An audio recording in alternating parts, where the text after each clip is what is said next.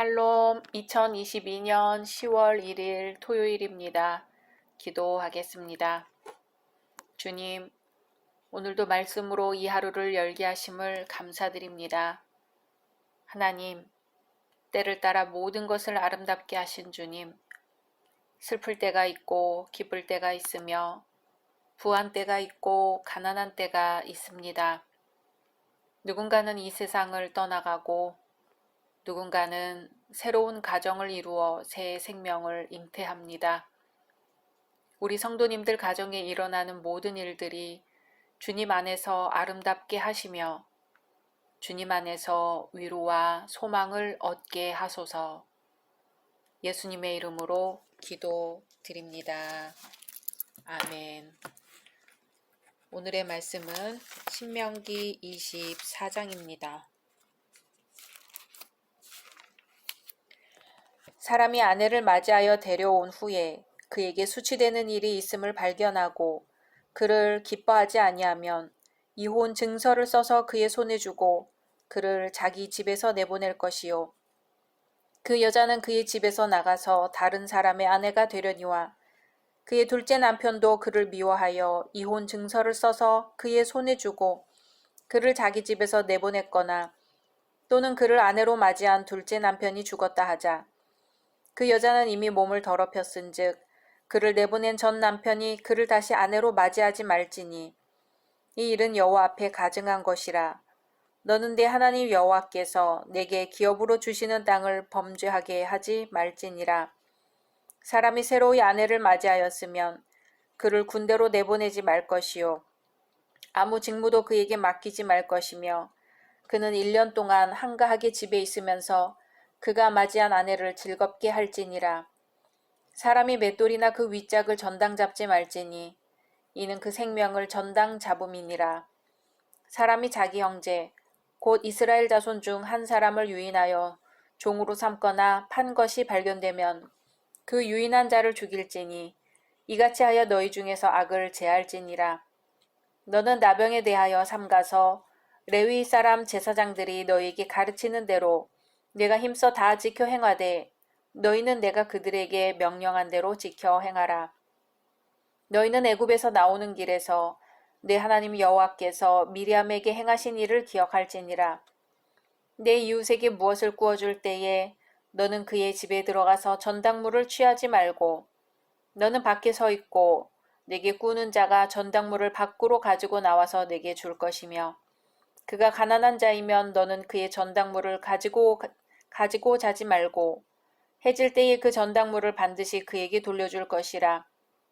그리하면 그가 그 옷을 입고 자며 너를 위하여 축복하리니 그 일이 내 하나님 여호와 앞에서 내 공의로움이 되리라.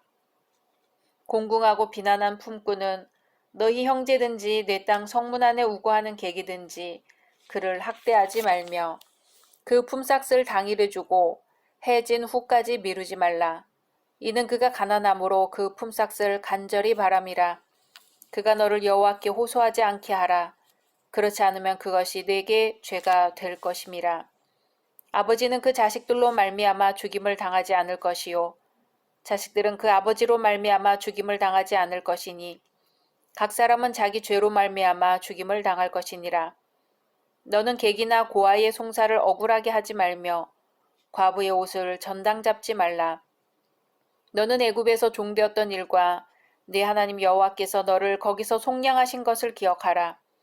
이러므로 내가 네게 이 일을 행하라 명령하노라. 네가 밭에서 곡식을 벨 때에 그 한 뭇을 밭에 잊어버렸거든 다시 가서 가져오지 말고 나그네와 고아와 과부를 위하여 남겨두라. 그리하면 내 하나님 여호와께서 내 손으로 하는 모든 일에 복을 내리시리라. 네가 내 감람나무를 떤 후에 그 가지를 다시 살피지 말고 그 남은 것은 객과 고아와 과부를 위하여 남겨두며 네가 내 포도원의 포도를 딴 후에 그 남은 것을 다시 따지 말고 객과 고아와 과부를 위하여 남겨두라. 너는 애굽 땅에서 종되었던 것을 기억하라. 이러므로 내가 네게 이 일을 행하라 명령하노라. 아멘. 사람은 홀로 살 수 없는 존재입니다. 누구든 자신이 알게 모르게 도움을 주고받으며 다른 사람과 더불어 살아가게 되어 있습니다. 이런 맥락에서 오늘 말씀은 이웃과 공동체를 이루며 살아가는 데 있어 지켜야 할 규범과 사랑의 규례를 제시해 줍니다. 1절에서 4절은 이혼에 관한 규례입니다. 오늘날에 비할 바는 못되지만 고대 근동사회에서도 이미 이혼은 보편화되어 있던 풍습입니다. 그러므로 이스라엘 사회에도 이에 영향을 받아 부부간에 이혼하는 사례가 간혹 있었습니다. 오늘 말씀은 그에 관한 규례입니다. 그러나 우리가 분명히 기억해야 할 사실은 이러한 이혼법이 결코 이혼을 합법화하거나 공공연히 인정하거나 장려한 법이 아니었다는 점입니다. 오히려 이혼할 때 반드시 이혼 증서를 작성하라는 규정은 당시 남자들이 구두에 의해서도 자유롭게 여자를 내쫓을 수 있었던 악습을 규제하고 억제하기 위한 조처입니다.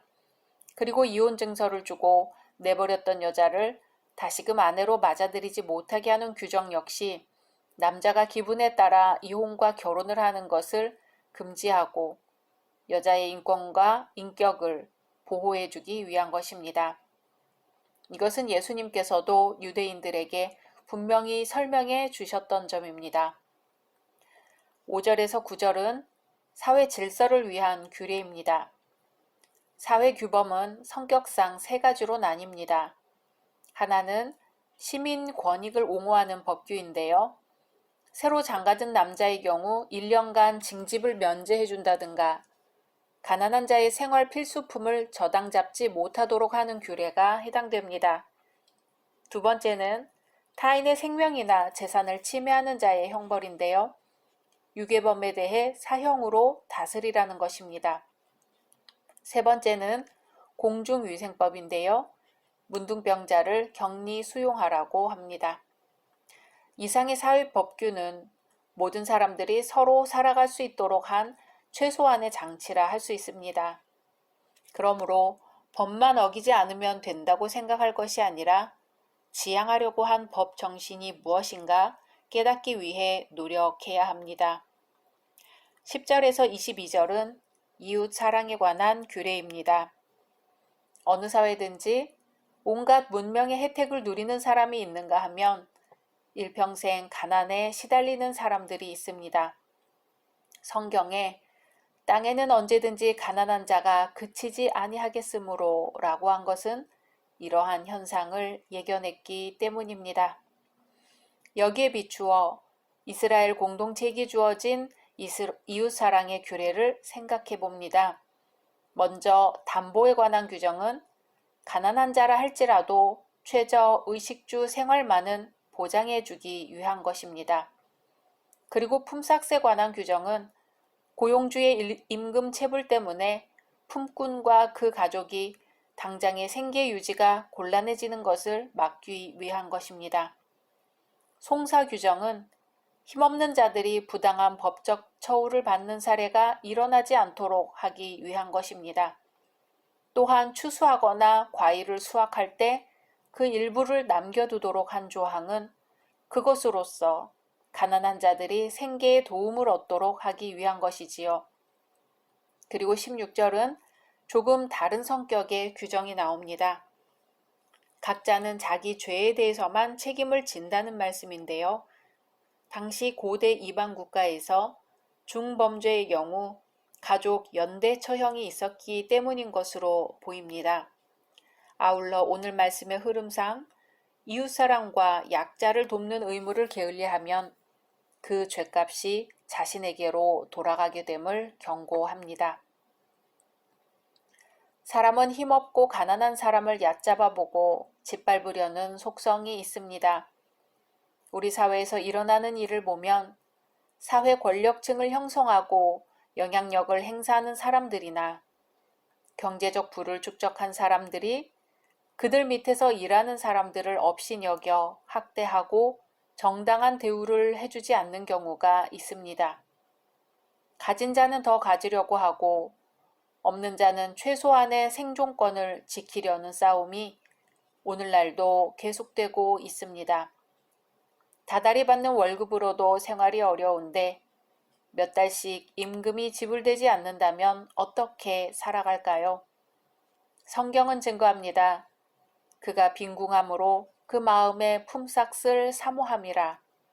그러므로 그 품삯을 당일에 주고 해진 후까지 끌지 말라고요. 우리는 그리스도인이라 하면서도 자기 수하에 있는 사람들에게 정당한 대우를 해주지 않는 사업주나 지배 계층을 봅니다. 그들도 이제는 하나님의 말씀에 귀를 기울여야 할 것입니다. 뿐만 아니라 우리 모두 하나님의 은혜로 여기까지 왔음을 기억해야 할 것입니다. 각자 말씀 묵상하신 후 주기도문으로 마치겠습니다.